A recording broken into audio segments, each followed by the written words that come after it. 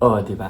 So, hindi naman natin talaga matatawaran ng mga nagsasiksihan na talagang naglaban na nagpuksaan. Sa katatapos nga lang na Aqua Boracay sa swimsuit show ng Miss Universe Philippines 2025. Alam naman natin na marami tayong kanya-kanyang mga paborito sa Miss Universe Philippines. Nandyan si Winwin Marquez, Atisa Manalo, Miss Laguna, Sinuloan Laguna, Taguig, at kung sino-sino pa na kahit mga newbies talaga namang humahako din talaga ng fans or followers. Hindi natin masisisi dahil alam naman natin meron talaga sila mga qualities na talaga naman po pwedeng hangaan. Hindi lang talaga yung frontrunners or mga veterana ang pwede natin sabihin, oh yes, siya ang mananalo at siya ang talagang pinaka-sexy. Specifically sa video na to, ang pag-uusapan natin is kung sino talaga mga kumabog. Sino ba yun na may aura na parang Miss Grand International? But yeah, so speaking of Miss Universe Philippines 2025 Aqua Boracay Swimsuit Show, nandito na nga sino-sino yung mga talagang rumampa ng confident, napaka-sexy.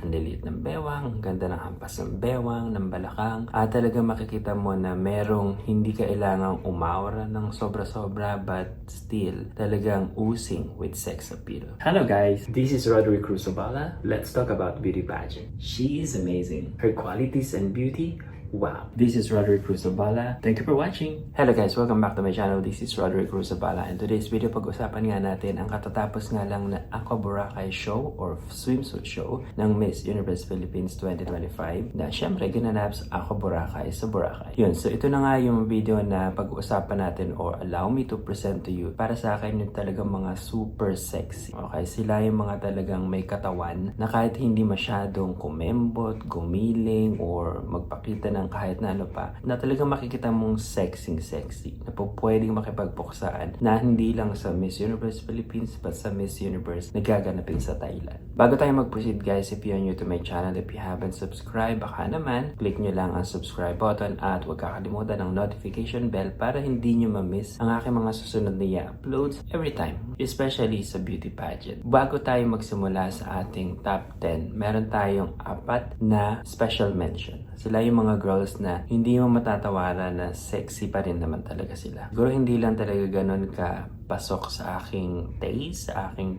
qualities na hinahanap, but they are exceptionally sexy in their own way. So before that, I just wanna give the credit para sa mga may-ari ng videos, Parade of Beauty, and especially sa lahat ng gagamitin ko, majority ng gagamitin kong videos ay galing kay For the Philippines. Okay? So this is it. Umpisahan muna natin, walang iba ko hindi si Miss Bohol.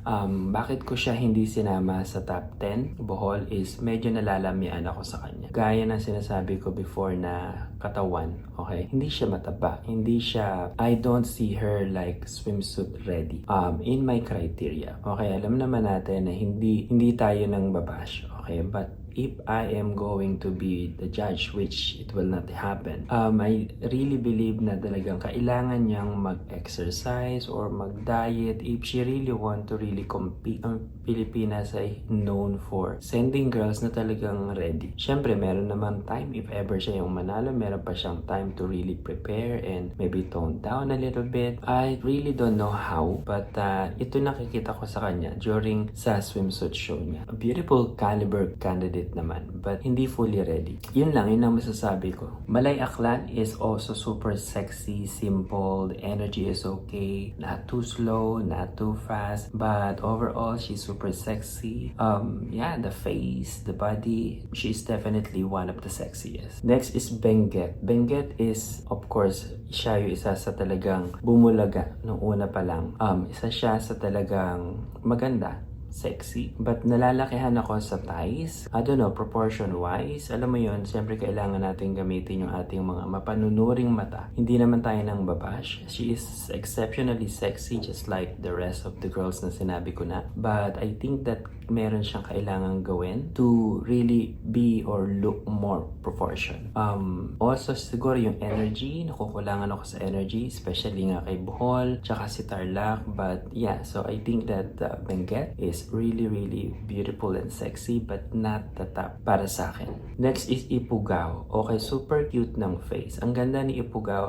Okay, malinis naman yung lakad niya. Super halata naman talaga na nag-aral siya na yun lang parang nagmukhang parang may ginaya siya na walk from the beginning, from the start of her walk, makikita mo na parang may pagka last year na Chelsea Manalo at saka si Miss Cainta. Yung medyo nag-slow siya ng konti. But overall, she is beautiful and sexy. But syempre, siguro nakita ko na kasi yung walk na ganun. So parang hindi ko na siya naging parang bet na bet. And the next natin is wala iba kundi sa pinakamatangkad na candidate ng Miss Universe Philippines 2025, Pasay. Okay, so she is very tall, big bone. Alam mo yun, sexy siya but hindi siya yung tipong pwede mong isama sa mga Victoria's Secret models. Okay, but I'm not saying that she has to be like that or she has to look like that. But ako lang, if I am going to be one of the judge, then of course, mas pipiliin ko yun talaga super ready, body-wise. And para naman sa ating top 10, okay, so sila yung mga 10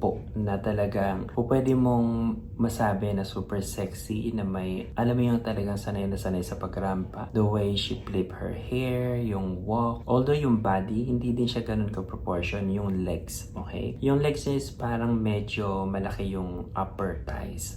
I don't really know how to explain, but alam mo yung parang may kanto, yung sa may knees. I don't know, mas gusto ko yung legs na super straight, na mahaba. She has long legs, but of course, parang may kanto. I really don't know how to explain, but yeah, mas bet ko lang talaga yung super straight na long na legs. But overall, the way she flip her hair, the aura, and everything, she was amazing. Next natin is Tarlac. Okay, so hindi mo matatawaran din talaga si Tarlac, okay? But I think that sa sobrang liit ng kanyang face is nagmumukha siyang mataba. Nagmumukhang hindi siya ganun ka-proportion, but in all honesty, super ganda niya. Okay? Ang ganda, malinis din yung walk niya. I just really love the face, but sobrang liit kasi ng face, which typical beauty queen model face. Okay? Overall, she is beautiful, exceptionally sexy and beautiful. Next natin is Baguio. Baguio is super parang angelic. Alam mo yung day by day nag-grow siya sa akin. Parang dati kasi parang medyo chubby-chubby siya na cheeks. Alam mo yung cheeks niya na parang medyo chubby-chubby. But now, alam mo yung naaalala ko sa face niya,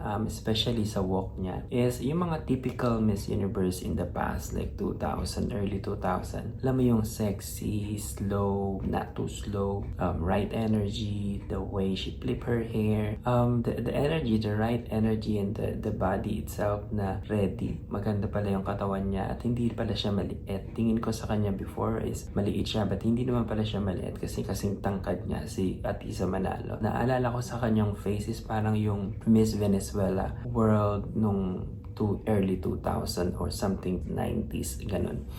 So Baguio is really beautiful, sexy, and palaban na talagang parang pwede mo sabihin na she could be a silent killer.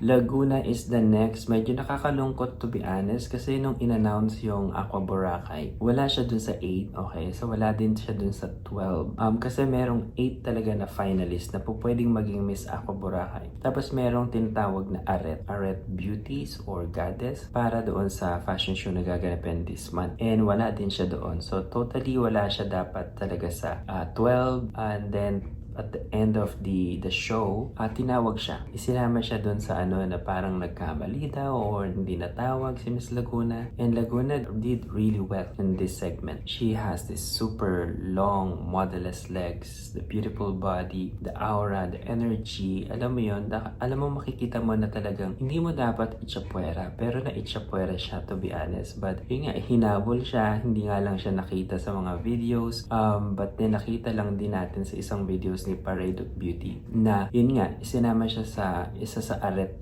Goddess, which talaga namang she really deserve. Okay, so super haba ng legs, gorgeous face. Overall, she is one of the sexiest. Para siyang, alam mo yung si Miss Palawan last year na talagang hindi nasama but super sexy. I don't know if may magko-comment, but Pasig, I think that she really looks stunning. She has this beautiful, alam mo yung nakikita ko sa kanya sa mga videos, ibang videos is kengkoy, but in this segment talagang makikita mo that she was really serious. Seryoso siyang lumalakad, ng sexy, na ang ganda ng facial expression, the way that she walked, the movements, everything. I think that Pasig is really gorgeous, sexy, beautiful. Next natin is walang iba kundi ang isa sa kabugera. Okay, tinawag na Latina Slayer. I'm not going to put her as na number 1. Okay, so siguro medyo the number 1 is is the height. I don't know if I'm going to really, grade someone. Meron na namang magsasabi na talaga hindi ko siya gusto. But I like her. Okay, so in this case, in this segment, nakita ko yung Grand International. Hindi ko nakita yung Miss Universe. Nakita ko yung Grand International, the way she parang kumaldag pa siya nung nandun na siya sa front. I like her energy. She was the most energetic, to be honest. But I don't like the idea. It's not that I don't like, clarification lang. But I think that the energy is too much or something, especially the way she make kaldag na ganyan nga. But overall, syempre, hindi naman siya magpapahuli. Next natin para sa aking third spot. Okay, Quezon Province. Siguro masasabi o may magsasabi na siyang pinaka-sexy. I really love Quezon Province, to be honest, is one of my bet ever since, even last year. I think that kung si Winwin Marquez, Muntinlupa was too much na sa energy. I think that at isa Manalo, Quezon Province, talagang pinangatangawanan niya yung kanyang sinabi na mas relax siya this year. Which I think, I don't know if dapat nagkaroon siya ng konting energy pa. The energy is okay.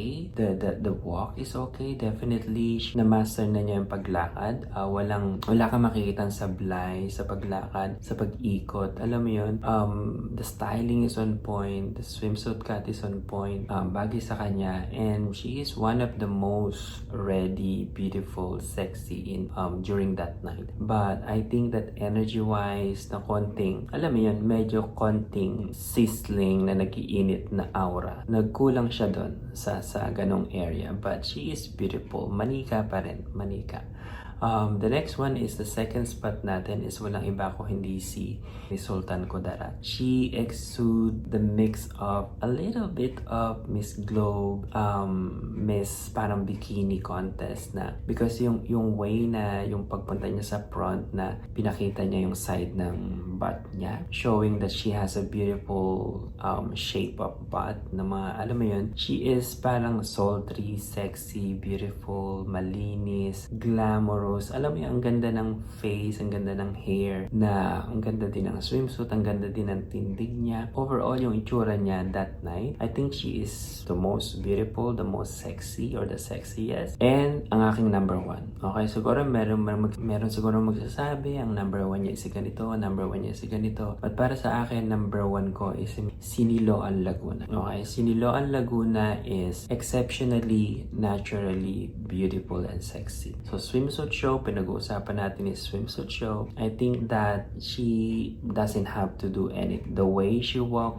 normal, beautiful, hampas ng bewang and balakang, makikita mo na talagang sexy siya. Okay, dahil kitang-kita mo naman sa kanyang two-piece na suot, she was amazing and beautiful. Ang ganda ng bewang, super liit ng bewang, makikita mo yung balakang niya na talagang humahampas. Kutis, alam mo yun, na talagang makikita mo na parang super linis, super bango ng itsura niya, and super sexy in general. And especially the way she flipped her hair at the end, I love it. Yeah, so para sa akin, yun lang yung masasabi ko. There's nothing more to say. I think that yun lang para sa akin, the most beautiful, the sexiest. Yeah, ano masasabi nyo, and just leave your comment down below. If meron ako mga hindi nasama, bakit hindi nasama, and this is my personal opinion. Alright, so thank you very much for watching, and I hope you guys stay safe and be safe. Bye-bye. Hello guys, this is Roderick Cruzobala. Let's talk about beauty pageant. She is amazing. Her qualities and beauty, wow. This is Roderick Cruzobala. Thank you for watching.